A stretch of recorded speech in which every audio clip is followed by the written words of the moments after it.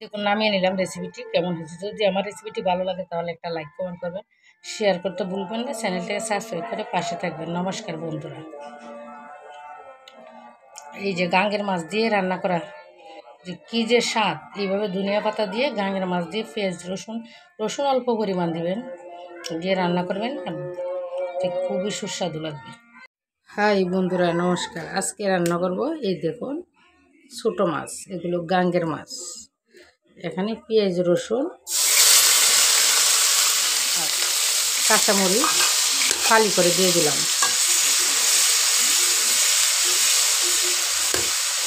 গাঙ্গের মাছের স্বাদই আলাদা।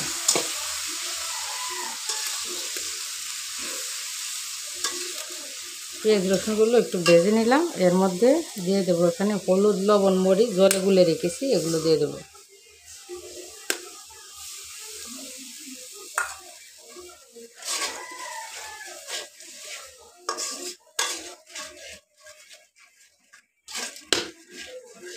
এবার মশলাগুলো ভালো করে কষিয়ে নেব। এই দেখুন মশলাগুলো তেল ছেড়ে দিয়েছে।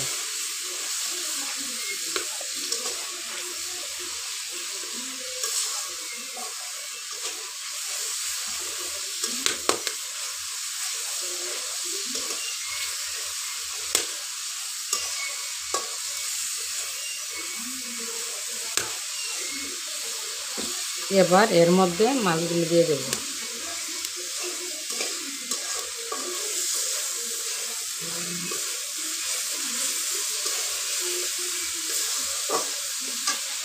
এই যে মাছগুলো দিয়ে দেব।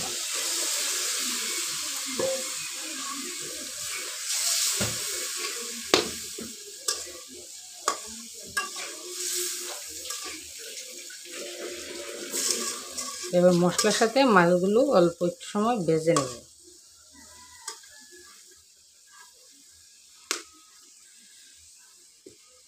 দেখুন মাছগুলো মশলার সাথে অল্প একটু সময় ভেজে নিলাম। এই দেখুন মাছগুলো দিয়ে আবার তেল ছেড়ে দিয়েছে। এবার এর মধ্যে ঝুল দিয়ে দেব, দিয়ে ধনিয়া পাতা দিয়ে দেব।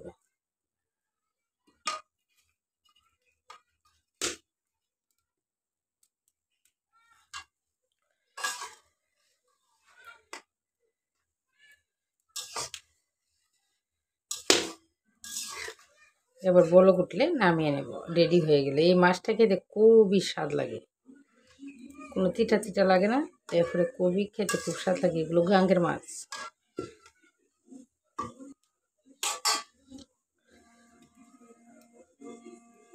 এই দেখুন রেডি হয়ে গেছে, এবার নামিয়ে নেব। এই যে কত সুন্দর হয়েছে, এবার নামিয়ে নেব।